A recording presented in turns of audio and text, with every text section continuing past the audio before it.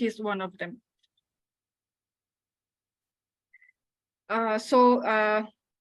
For today, we get very knowledgeable and experienced and diversified speakers, and we are so much thankful to them for giving their valuable time and joining us as speakers. So we have Sweta, GYBN South Focal Point, who is also one of the founder of GYBN, and she is with the GYBN from the very beginning.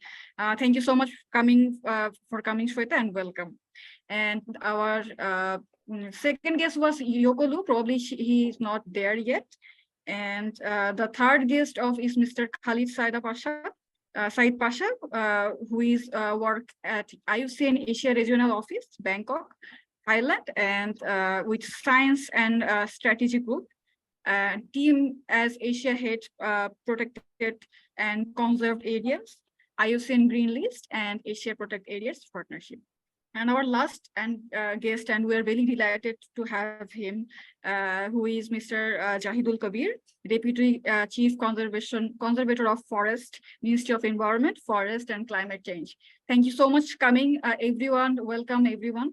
And I go back to Abid. Abid, please share our objective of the program if you want. Thank you, Maury. Would you please share the background of the slide? I'm trying.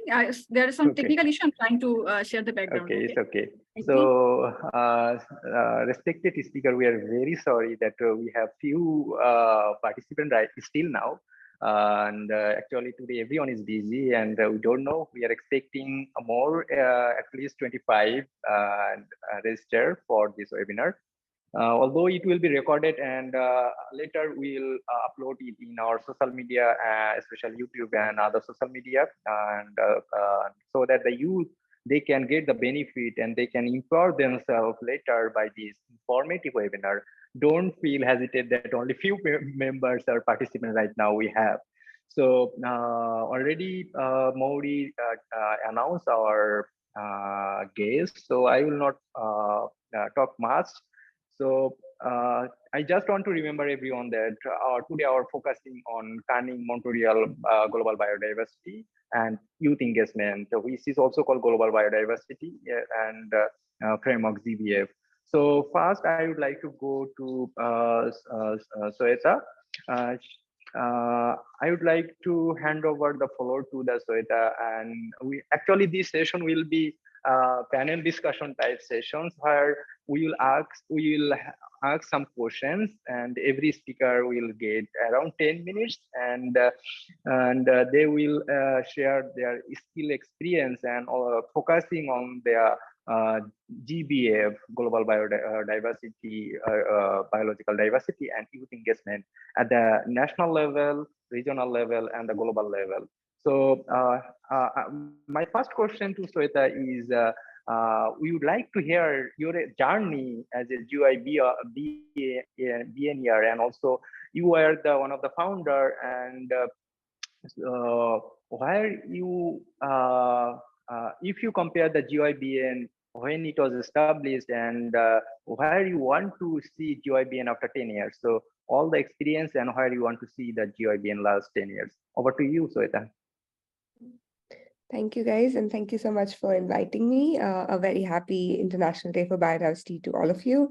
I hope you guys had some fun celebrating biodiversity today in your own houses or in your own colleges and schools. So, so with respect to the question I've been asked, I would like to first clarify that I wasn't actually the founder.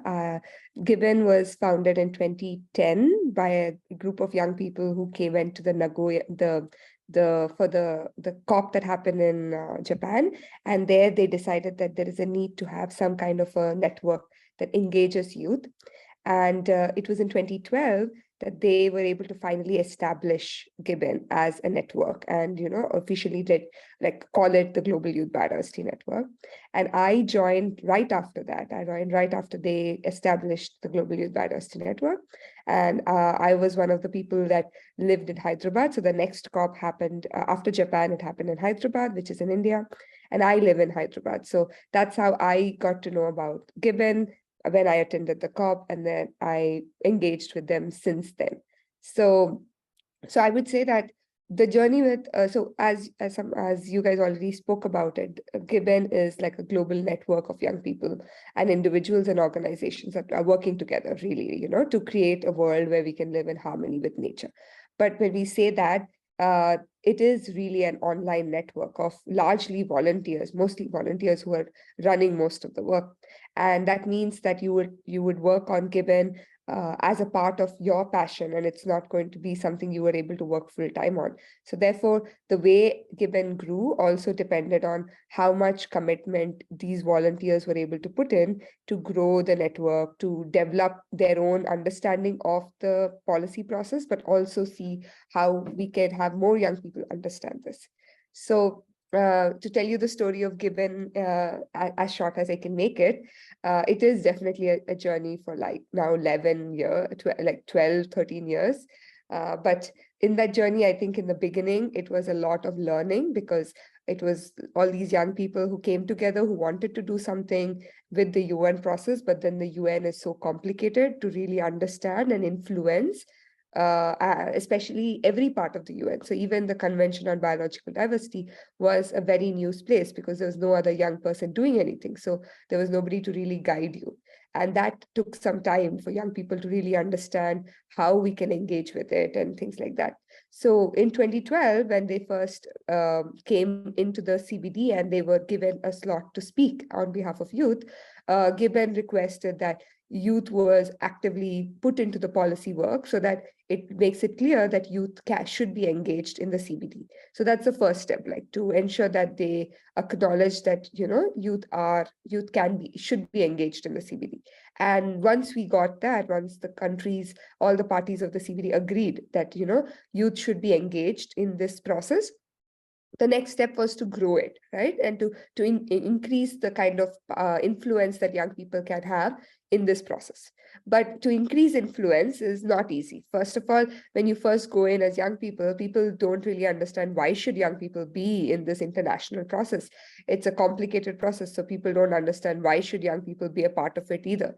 So then they are like, why are you even here? Like, does it really make sense that you are part of this process?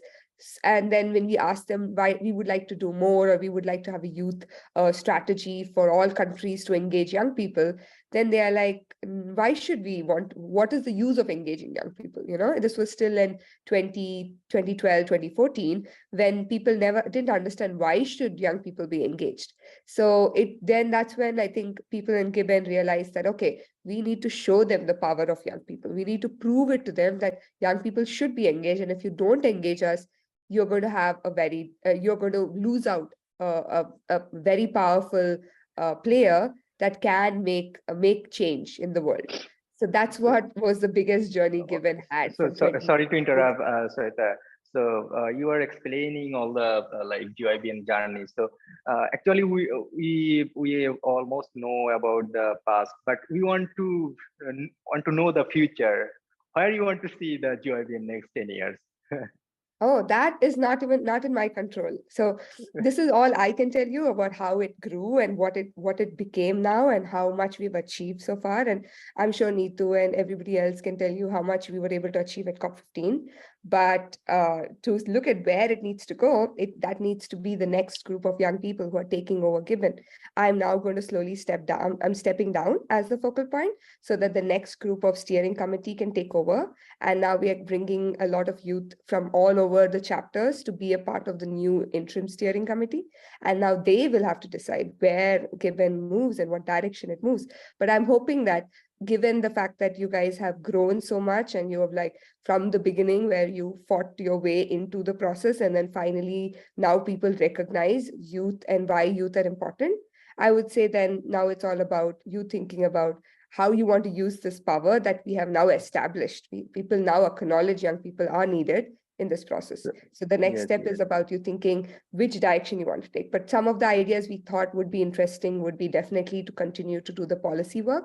Now it's all about implementation, right? So that means the next 7 years, you all have to work together to push for implementation and implementation on the ground in Bangladesh, everywhere else, right? Yes, so that would be that's why the Kunming-Montreal Global Biodiversity Framework are established. And So we are focusing on, so if we can connect youth, or the nexus between the youth and Kunming-Montreal Global Biodiversity Network, then how we can participate? Because if we don't have a specific target like engagement or target as a youth, then we cannot be sustained. We have to keep a target that should be in the aligned with the CBD. So my question is, how can young people like GYBN actively participate and contribute to the biodiversity conservation, focusing on the GBF? Well, you have everything in place. The challenges that were there in the past are no longer there. You have the Global Biodiversity Framework clearly stating that youth need to be engaged. They have established that intergenerational equity is a main enabling condition that is needed for actually achieving the GBF. So if you're looking at it with like what is in the policy text that we need so that we can engage, you have all the necessary ingredients. Now it's just you going out there, meeting your focal points, meeting your governments, meeting the different stakeholders, and saying, we are in the GBF now we want to engage, so let's work together. That's all it is right now. So yes, and which which specific goal or target? We know that we have 4 goal in GBF and 23 targets. So which goal are more focusing or aligned to the youth related, so that we can focusing more on that issue, and for the first time approaching to our national level, regional level, or international level, that we are the youth and children, we want to work together with all of you that have the experience, skill, and our fresh mind, so that we can make we can achieve this GBF. We cannot want to fail, or like we previously we did. We don't want to fail our the framework, so that we can together can work. So which goal or target more aligned to the youth? So you guys have the main goal would be where youth are mentioned. I think that was target 20 or 21. I'm just checking if I have the exact number. Target 22. It's target 22. Target 22, no, target 20, yes, target 22 has respect for human rights, right? So target 22 would be your main goal, in which it's saying that you need to respect ensure that there's representation and participation of, critical members like IPLCs, women, girls, children, and youth in decision making, and they should have an access to justice and information. And this also protects people with environmental human rights defenders. So that would be the main target that you would have to focus on. But apart from that target, you would have to focus on several enabling conditions. Like I said, in the enabling condition section, you have intergenerational equity mentioned, which also is a key concept that helps you engage. There is a very clear one which talks about education and how we need to have like lifelong learning. And those are, again, a very important one. So if you're looking at youth, the information on education, the target with human rights and right for youth to be engaged effectively. Definitely the gender responsive target is also something that connects with us. And I would say, the last one would definitely be the one on,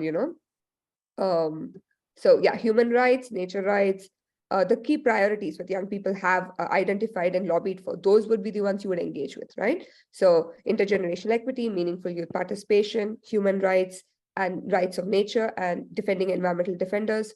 And then the last one we have is, let me just tell you the last one.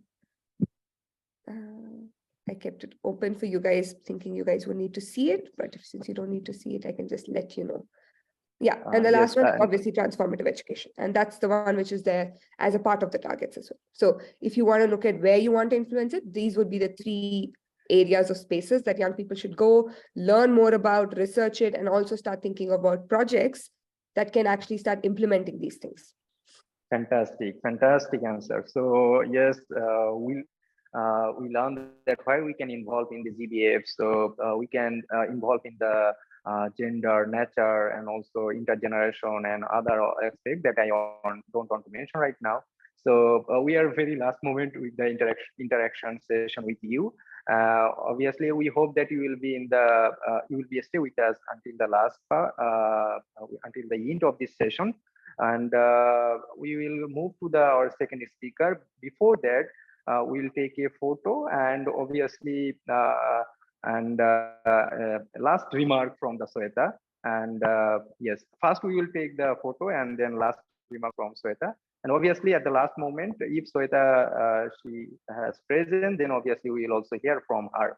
So I would like to request yes, Nitu for take the screenshot. And I would like to request everyone, please turn on the camera if you are if you don't have any problem, please. Yes. Actually, I have some problem. Youth always have some problem. My laptop doesn't work, so I cannot share the PPT and also the yes. I cannot take the screenshot. Nitu Apu, would you please take the screenshot? Or the Mori.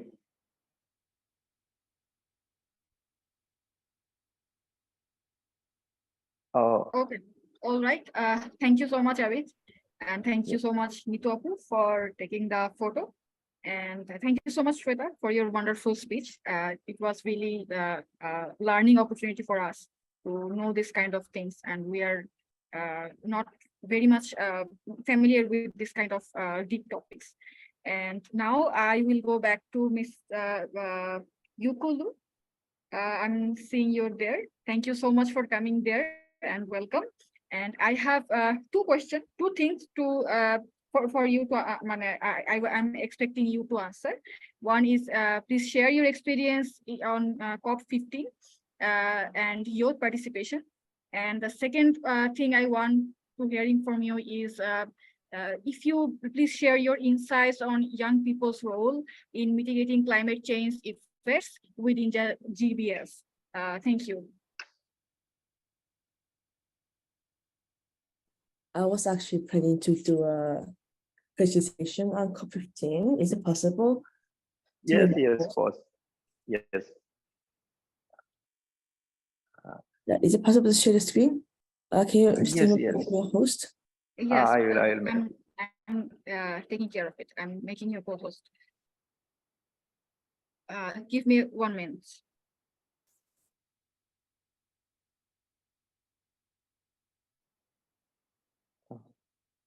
Yes, you can share your screen now. Yes.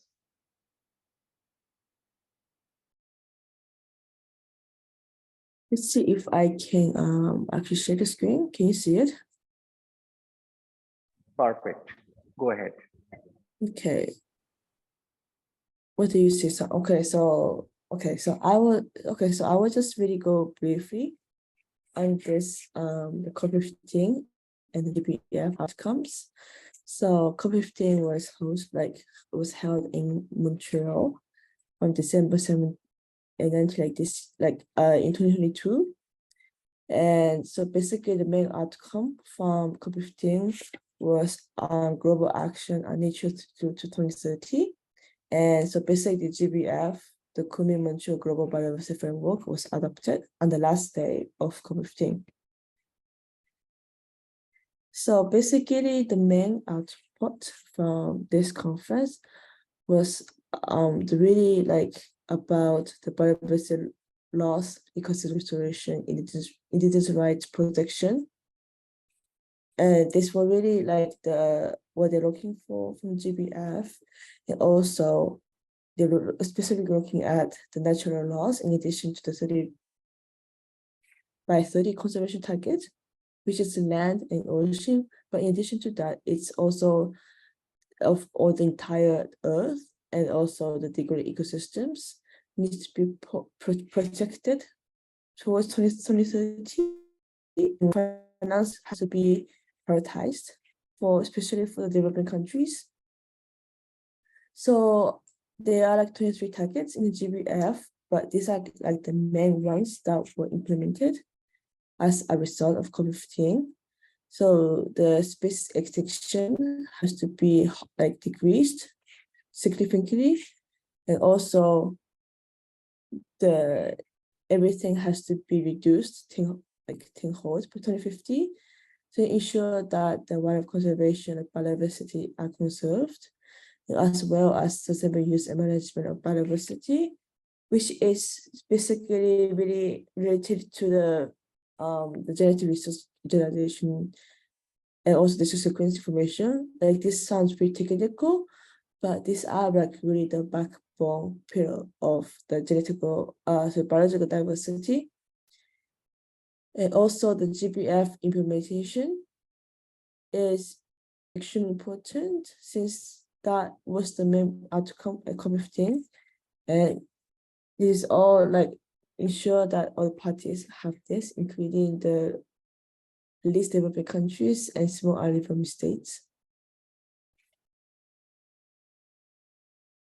And then, as I mentioned, the finance is prioritized for developing countries, and the GEF, the Global Youth Biodiversity Facility, is really wants to set up a GBF fund so that the GBF, the Global Biodiversity Framework, can be released.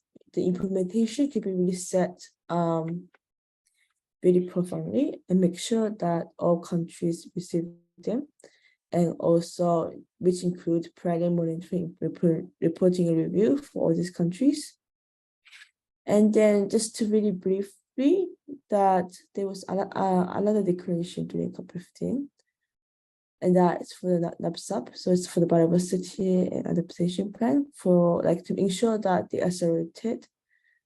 And so it was on the day 2 of the high-level segment, which was like towards the end, and also involve government stakeholders, and everything has to be country level, that everything that was discussed before has to be implemented by 2050.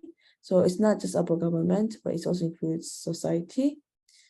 And it also includes the tech support for finance and technical aspect, and also dialogue, outreach, knowledge exchange, and ensure that all institution capacity are included, that they meet all the needs for national level. I mean, that's the end of the so in this way, like, youth is also very important, youth inclusion important, just because when we talk about government and stakeholders, it's not just about negotiations and what they really want to look forward at for GPF, but the youth voice is important, since that, as I mean, this also, like, I was talking about climate change, but biodiversity loss and climate change, the most direct, like, they're really most vulnerable to youth, since youth is highly like marginalized and vulnerable, and it depends on where they live, because they cannot really support themselves without their parents, for example. So the capacity building and knowledge sharing is really especially important for youth, so that they can bring these important lessons they learned into their communities, and so in a way they can shape their communities as well. And so so I forgot to mention that I was also at COP15 as a Canadian delegate, and also like was involved in GYBN, the Global Youth Biodiversity Network. So there it was really impressive to see all the youth really powerfully engaged in negotiation process, and we were really like looking at like talking to negotiators. Yes. Yes. So yes, I have a question, Ikulu. You are talking about youth engagement, GYBN or GYBN. So actually, you are very familiar in the climate change sector as a youth, and you are very renowned rather than biodiversity. So my question is a very fantastic presentation. I really appreciate for that. And my question is, why youth and the peoples, obviously beside the youth, are not much interested on the biodiversity? Like, they are so much interested on climate change, but the core problem right now we are facing for the loss of biodiversity, we are facing the climate change effect, natural disaster. So we are not focusing on the main core problem. to restore or conserve the biodiversity or restore the forest or ocean or other sectors. We are focusing on the result. We are not focusing on the solution. So why youth are more focusing on this, not interested on the biodiversity? Over to Yeah, I you. was about to go there anyways when you asked the questions. Yes. I think most of the point is because youth is really disappointed with the same as climate change. It's not COP15 because I'm also speaking like on a general level, but not COP15. Is that I think, okay, so this is completely my opinion. Like it's only like one perspective because I also have other perspectives. But I think sometimes that we focus too much on the conference itself, on the negotiations, like outcomes, implementation, etc. But because they're all like international level, like they're all like generic, which I understand that that's why they're all like international level, the scope. I think it's because we focus too much on that aspect, so we don't really look at the problems itself. Like most of them, like they don't deal with science, for example. Like they are science, but it's really don't talk about science. So I think it's because of these negotiations or disappointing that they're not really addressed adequately. So Okay. Yes, people thank have you. not really looked at that. Thank you very much. Yes, thank you very much for the answer. Actually, you say yes, fantastic answer that youth actually focusing more on the they are disappointed and focusing on the other expecting their perspective. So yeah, I want to move on to our next speaker. So I think we also are running out of time. So Okay. obviously we'll come again to you if we have the time at the last segment. So we want to hear from the Mohammad Khalid Syed Pasha, Asia IUCN Asia regional IUCN Asia Regional Office, Bangkok, Thailand based, and he is a head of the protected area and also the coordinator of the Green List and Asia Protected Area Partnership. We are very delighted to have you, sir. So actually, we are starting from you to hear about your journey as a in the IUCN and youth engagement in Asia Pacific level. Also, the next how youth can involve themselves in the regional level. Yes, sir. Over to you. Thank you so much. And it's a privilege to be addressing you young people because as we talk in Asia and as we live in Asia, all of us, we should be also proud to know that Asia today holds 60% of the world youth population. So there is across Asia Pacific, itself accounts for 60% of the youth population. And by a very conservative estimate, if I were to look at Bangladesh contributes to about 10% of the global youth population itself. So Bangladesh itself is a country, you have a lot of youth within your country, which can really help to mainstream the agenda on the biodiversity, which we are talking about. Well, I came to address your first question, and then I will go into the youth part to it. In a very young days, I got very fascinated with wildlife and I had worked. I grew up in a very small place, in a very remote area where my father was posted as a doctor. And I was lucky enough to be in very close contact with the nature, growing up in some of the very remote areas, but still plentiful of nature and biodiversity in those days. I've seen many species fading away. And that's quite sad because of the developmental activities and lots of other things happening. And my journey continued, and I have worked with WWF and other organizations for more than 15 or 17 years, working in different capacities across the region. I am with IUCN in job. I have been just there for a year and a half, but I have known IUCN since my very early days, and getting interested into my research work and knowing IUCN because of its knowledge products. And that's what IUCN is known for.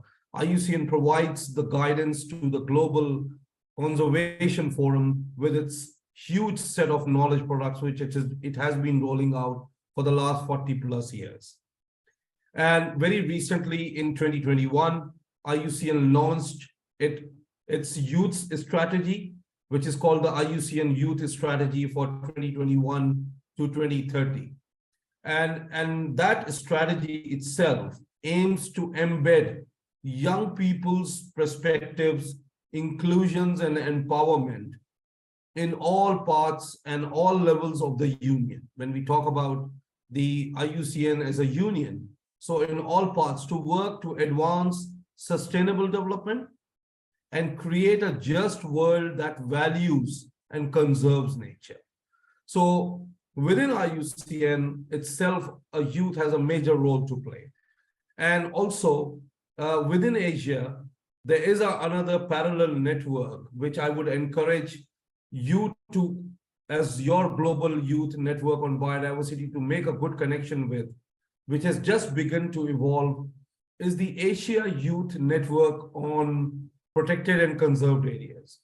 Now, this youth network has just been established last year, because in Asia, we hosted the Second Asia Parks Congress in Kota Kinabalu in Malaysia last year, during almost the same time in May. And in that, under the leadership of Korean National Parks, the KNPS, there was a huge forum which was launched on the Asia Youth Network on Protected and Conserved Areas. So this was the first time that one of the congresses within IUCN saw a large representation of the youth coming together for the conservation of protected areas. So that's been something really encouraging. And hearing to what you have been asking the questions before me, to some of the eminent speakers just talking about, and the young people, about mainstreaming the youth and the biodiversity agenda. It's more important looking beyond the targets and things, as I said, looking at the opportunity now within the Asia Pacific with the growth of the youth and the presence of the youth in our society, that we should be encouraging the youth to do and help us for mainstreaming the biodiversity agenda. And how can we do that? It's walk the talk. The more we talk, the more we do things like this, like we are doing today, and not really involving people like us who have already passed our youth, but getting some of your own community people to discuss, to build network, to get other youth networks, not necessarily on biodiversity and conservation, but get the youth network which are on energy, get the youth network which are working on education, get the youth network which are working on, say, family issues or health issues of the planet, or even social issues, the child welfare issues, the gender mainstreaming, the girl welfare, and so many other gender issues and other social issues, so that you can start to bring in a movement, because you have to cross-pollinate the idea of the biodiversity with all of them. Because biodiversity alone doesn't mean anything. Biodiversity is a sum total of all the processes which we interact with. So it has got to do with the social processes, it has got to do with the business, it has got to do with the other education, and we are talking about climate and others. So it's all. So go beyond your own network, the network which you have today, and start to mainstream the agenda of biodiversity with the other networks which are similar, alike looking networks in the region. So that would be my takeaway message, that don't limit yourself to your own network, get outside your own network and get other networks to involve and start to talk about why biodiversity is important for the health sector, why biodiversity is important for the business, why biodiversity is important for the energy, why biodiversity is important if you're looking at the climate, and so on. So this is something which you, as taking from the biodiversity youth, could do that. Thank you so much. Thank you, so much, sir. Mr. Pasha. Thank you so much. This is really insightful knowledge that you shared with us, and we are delighted to have you. And now we will go our last and the most precious guest, Mr. Jahidul Kobir, the Deputy Chief Conservator of Forest, Ministry of Environment, Forest and Climate Change. We're very honored and privileged to have you. Thank you for coming. And I will request to have us and answer my two questions. One is your experience of becoming a conservationist. I'm really looking forward to hear it from you.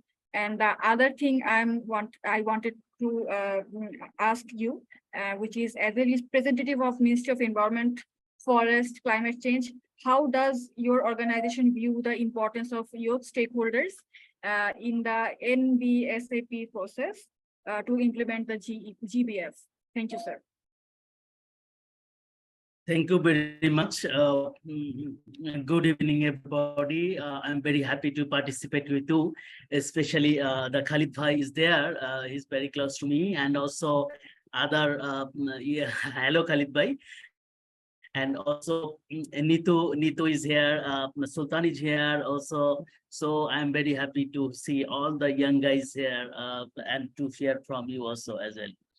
So this is very important. You see, as I have been working since last 20 years in the conservation sector of Bangladesh, but that was first 10 years was a different track. I work in some territorial forest division for regular harvesting was there for pulpwood extraction, but I always feel a pain why we are cutting these trees. And when I have seen that was one of the elephant habitat, and later on I moved to Wildlife Institute of India for managerial, postgraduate diploma, and I got a lot of inspiration from world-renowned conservationists over there, especially that was tiger-focused, tiger-centric program, but it touches also protected areas and wild wildlife species. And I came back to Bangladesh. And my chief conservator of forest, that is the Director General, he during my training period in the field level, he was my divisional forest officer. So he requested me to take a big challenge of bigger division, but I refused. I sincerely request him to give me a place in a wildlife division so that I can exercise my knowledge and my vision that I have committed in my training courses. So I joined to Wildlife Division Khulna in Sundarban. That was my working place in Sundarban, and I had this opportunity to get very close contact with all the wildlife habitat monitoring process, smart patrolling process, and also you see that the first camera trapping exercise in the Sundarban. I was the team leader of that, and that is the really very good time in my career that I had this opportunity to work in the field level, in the ground level. But later on, you see that in 2021, when I take this position of Deputy Chief Conservator of Forest, so my ministry appoint me as a, you see the CBD protected area focal point, a national focal point. So I started working with the CBD chapter. And then in Bangladesh, I find that OECM is missing in Bangladesh. So I have requested my DG CCF, and he also perceived the message very well and started working with the OECM in Bangladesh. So, and during my participation, I had this opportunity to participate in Montreal CBD COP15, and I get a lot of experience and I see inspiration over there. And especially then I came in contact with Nitu and Sultan. They have participated and represented GYBN Bangladesh. And yes, I participated and visited their stall and came to know about their activities. You see that Khalid Bhai also mentioned that the almost 10% youth population in Bangladesh, and not only that, I'd like to mention that Bangladesh have a very good you see youth history, youth movement history in Bangladesh. In 1952, you see the language movement. It came into reality. We got the language Bangla due to only the youth movement, because they violated the 144 restriction over there, and that decision brings it's a huge challenging decision, but it makes a very good result for us. And also the liberation war, the youth was the key of all this movement, and they actually I see that from the history, I can say, tell you sincerely, honestly, that Bangladesh young generation Bangladesh have the capability to change the society. Even in the family, a young person, a young man, he can convince his elder and also younger, and also his parent and the uncle, auntie, everything. They can manage. If he can convince, then everything will be changed. You see that now we are talking in the GPF that it will be implemented as whole of government approach and whole of society approach. How we could able to involve the whole of society, and this is the year. You can easily, yet if you can reach the earth, you can organize the earth. If we can you see that motivate the earth, if you give the knowledge of biodiversity conservation, values of biodiversity conservation in a way that it will have a solution of climate change, it will have a solution of land degradation impact, and many other, because biodiversity is the lifeline of our life. So our youth generation is very very enthusiastic, very you see committed, and I am very much hopeful on them that they will make a change, transformative change that have been requested in this GBF. The transformative change is requested to implement the GBF. So I am very much hopeful that it will be possible through the youth in Bangladesh. And other question that Abid actually sent it to me, and Mauri also, that is what is our plan actually in Bangladesh, and what you did actually. You see that in Bangladesh, some of the youth organization and young volunteers are working for the conservation, especially in the northern part of Bangladesh. They are very enthusiastic, and they are really doing very good job. They are organized under the BBC, that is Biodiversity Conservation Forum, Bangladesh Biodiversity Conservation Forum. So they are working on them very nicely. But yet now we do not have any legal framework for promoting the youth. But I think legal framework is not obligatory. If we develop some our plan, if we incorporate this GYBN activities in our NBSAP, that will you see promote this platform throughout the country, all the university, government university, and the college and secondary level we can develop. So it will automatically, because my idea is that sensitization awareness is not enough for our generation. Our generation should be the knowledge-based generation. If you develop them this knowledge, the conservation knowledge, biodiversity conservation knowledge, when they will enter in the working field at the professional level, they will contribute, because these young people will take the leadership in upcoming days. They will have the forest department leader, they will have the environment department leader, fisheries, agriculture, and every sector they lead. If we develop this young generation with the knowledge, then we will be in upcoming days, the transformative change will automatically come. The society will change if the youth can work in the proper line. So our plan is to, we are taking this, you see that Olympiad, Wildlife Olympiad and Environment Olympiad. So this year we start the program with some of the divisional headquarters and the district headquarters, but gradually with this experience, first year experience and secondary experience, we'll take the more wider this sorts of program, so that young generation can came to know about the values of the biodiversity, and they become interested, and you see the they can participate. And as long as you see that, as my perception, Khalid Bhai also mentioned and talk on the same line, that not only you see the target 22, I think that every 23 target, the youth have the opportunity to contribute. every 23, because you see, we are looking for the OECM in Bangladesh. It can give us the information. This is the areas. So government can encourage the people to recognize their conservation areas as OECM. You see that P areas of biodiversity, valuable biodiversity areas that we are going to is a participatory biodiversity inclusive planning we are talking. So this every planning process, even you see the biodiversity inclusive city planning process, even you see the in the gender equality, and you see the IPSC, that is we call in Bangladesh EGLC, ethnic group and local community. So in every cases I could find very good possible areas of contribution for the young people in Bangladesh, and as well as the other countries. So our plan is to promote the biodiversity. By this time, I have talked to IUCN, our country head, Mr. Rakubul Amin. He also committed to work in some of the areas, primarily in Dhaka city and all the university, private university in the Dhaka city within a couple of months. And then I think we'll promote it in rest of the countries. So thank you for giving this opportunity. If any issues raised, I'll talk later. Thank you.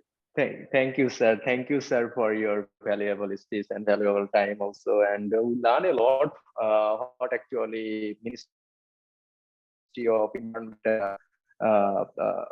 of Environment, Forest and Climate Change are planning in the upcoming days with the youth and GBF implementation in Bangladesh. We already learned from you the some youth organization already working, Olympiad and also whole society. Youth engagement, awareness is not enough, and also your journey, and with the IUCN Bangladesh and the ministry, how we can involve, and we are hoping that GYBN will be helping during the upcoming days during the Olympiad, and also others, city and gender and all the aspect that government and IUCN Bangladesh are planning. So we are very last moment of these sessions before wrap up. We are hoping that we are very running out of time. Everyone is busy. In the next session, we'll invite all of you as a individual speaker, where we will open the floor for around 1 hour, and we want to learn and increase our knowledge, empower ourselves more from all of you. And we are very apologize for this short time. So before wrap up, we'll wrap up. But before wrap up, we will ask one last question to every speaker who are still available to us, and then we will say goodbye. So if Sweta is available, our last question to her is, as a large number of youth, peoples and government also unaware of this biodiversity loss issue, in that case, how GYBN can work on this issue and involve at the local, national and regional and international level, and encourage all the youth to join this movement and take action. I would first have to tell you guys, thanks. I would first have to tell you guys to remember that this is not going to be like an overnight process that, we all decide to go and get everybody aware and then tomorrow everybody's aware. No, it takes time, it takes effort, and it takes a lot of persistent effort over several years also, to really bring more and more people into it. Like even GYBN, when we started, we had only thousands of people. Now we have millions of people that are engaged with GYBN. So that shows that over 10 years, you can move from thousands to millions. But having said that, you can also do it faster in certain countries, and it depends on how amazing your great volunteers here are to be able to do more quicker. Okay, so I would say, firstly, take the guidance from all the people within GYBN, and also within you have really experienced coordinators in GYBN Bangladesh itself. So take their experience to understand how to increase youth awareness within Bangladesh, and how do you spread the message. Okay, and I'm sure we can have calls to discuss that further and think of interesting projects you can do. The next thing I would say is learn and get better understanding of the situation. Things are very different internationally, nationally, and all your government officials are clearly telling you that it is important to know how things happen within Bangladesh. So you need to understand how things happen differently in different places. You need to have good relationships and build relationships with the government, with different stakeholders, definitely IUCN, but also like but also with the different other in the NGO sector, the indigenous people, all these people you need to learn and you need to build relationships and partnerships with them.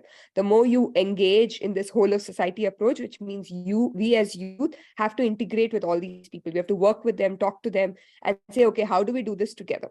And if you're able to do that, and if you're able to work together as a team with the rest of the stakeholders in this whole of society approach, we definitely will be able to make success happen. But yes, it's going to take time. It's going to take a lot of effort, and it is going to take persistence. We cannot give up Yes, because yes, this is our yes. planet, right? This is our one and only planet.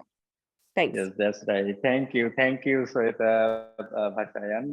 It's really helpful. We are take note, and later we will announce your thinking, thought, and your idea in our social media by whatever we can able to. Like you are focusing, we have to empower ourselves. We have to make knowledgeable, more empowered, more involve ourselves in policy advocacy, and also not only one stakeholder.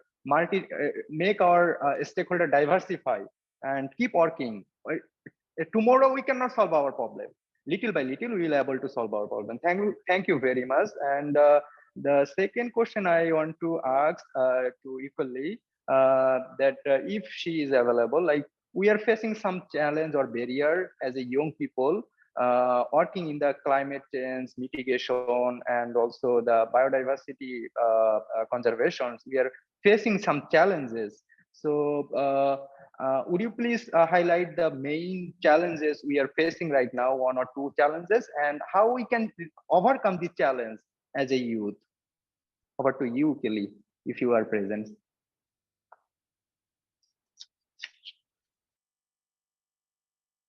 Oh, is it me? Or yes. Sorry. So basically the main challenge I think would be really to awareness and educating the young people what is the main topics in climate change and how it is related to the biodiversity, because it's COP15 is a framework for the Convention on Biological Diversity, but not like other aspects of climate change, like the framework on Convention on Climate Change. So I think the main challenge will be really to have more people involved in the climate change aspect and learn more about what these terms mean and how they can really incorporate biodiversity into climate change aspect and really have them interlinked. Yeah. What's your second question of it?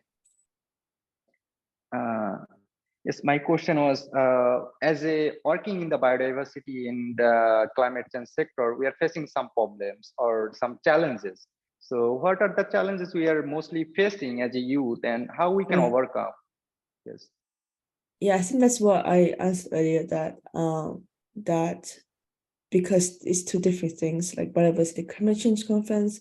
So it would be really neat to have people more think about climate change and how that's connected to biodiversity, because biodiversity conservation is not just like management or implementation adaptation of the creations, but it's really more about like how the interconnectedness between the environment, climate, biodiversity. Since when people say biodiversity, I don't think we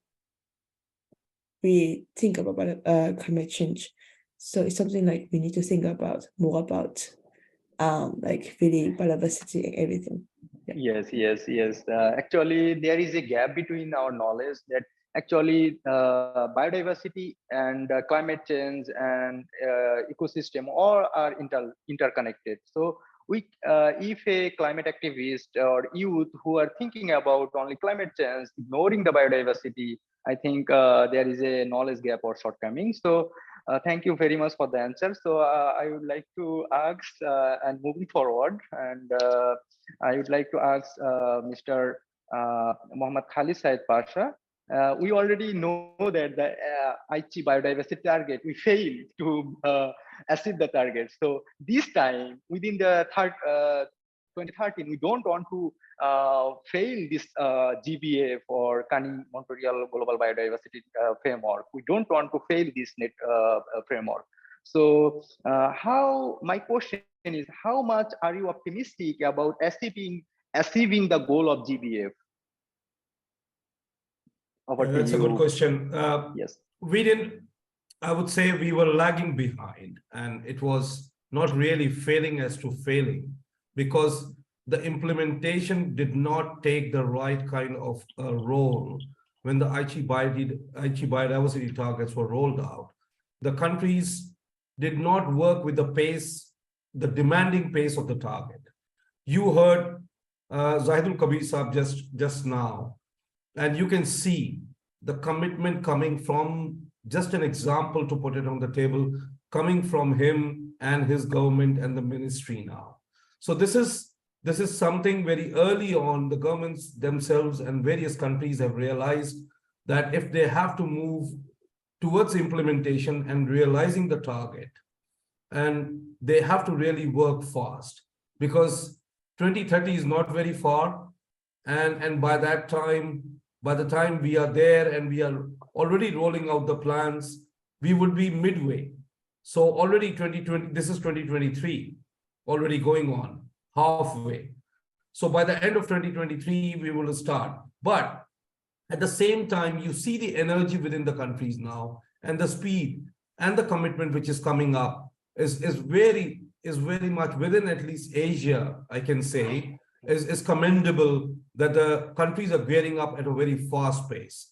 And as I said, the Ministry of Climate, Ministry of Forest, Environment and Forest and Climate Change in Bangladesh itself is very committed. You have seen just now Mr. Zaidul Kabir was talking about how can we mainstream the biodiversity agenda, how can we go ahead on OECMs, how can we involve different stakeholders. So they are moving ahead with a very fast pace, and also with a very clear thought process.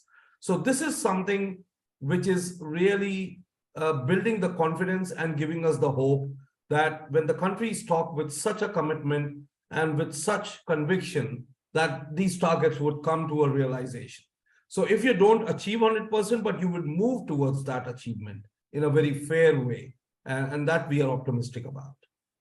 Thank you, Khalid sir. So yes, it's a very good question that we obviously have to achieve. There is no way, and we will all together, and we will fight together for achieving this target.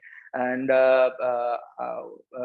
we already hear from Mr. Zahidul Kabir sir about the National Biodiversity Action Plan and youth engagement. So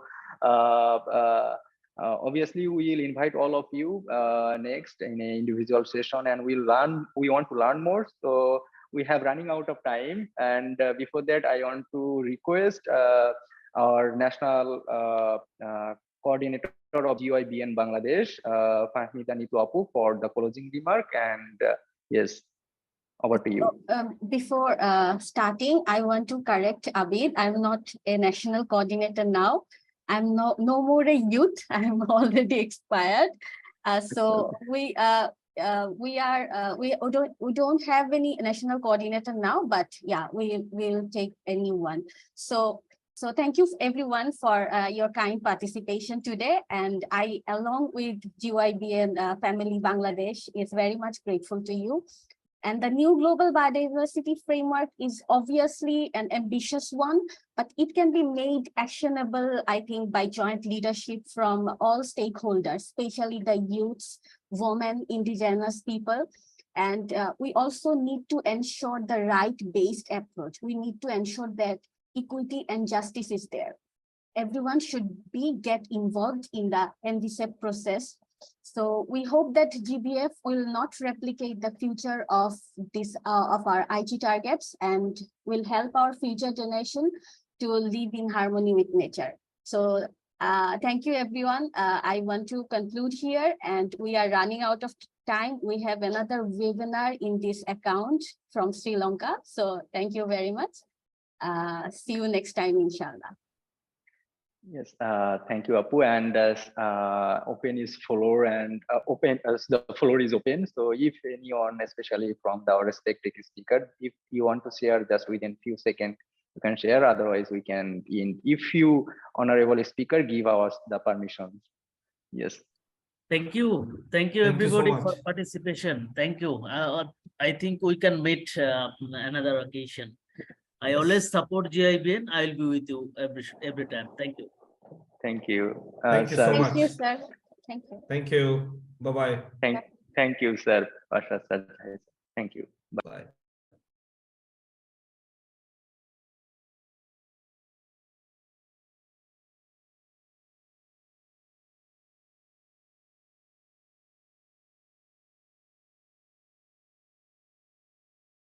So Abid and Modi, we are all good, I think. So we can end the meeting now. Leave the meeting and end the meeting.